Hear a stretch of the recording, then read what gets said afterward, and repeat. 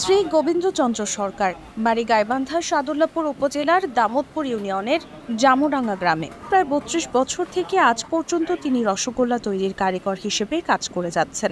এখানকারই বিখ্যাত একটি মিষ্টি রসমঞ্জরি। এই রসমঞ্জরি তৈরির প্রধান উপাদান দুধ।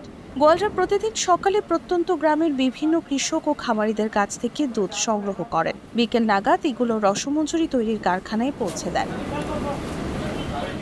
কারিগরদের সঙ্গে কথা বলে জানা গেছে, ১ কেজি রসমঞ্জরি তৈরি করতে ২.৫ কেজি দুধ, ১০০ গ্রাম চিনি, ২৫ গ্রাম ময়দা, ২০০ গ্রাম দুধের ছানা ও এলাচি লাগে।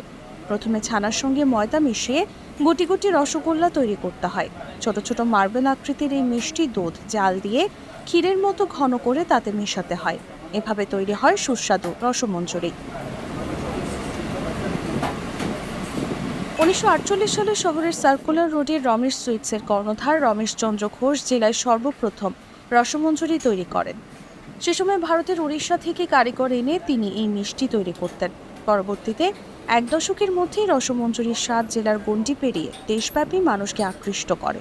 ভোজন রসিক কেউ গাইবান্ধা এলে রসমঞ্জরির স্বাদ পেতে চান, যাওয়ার সময় সঙ্গে করে নিয়েও যান।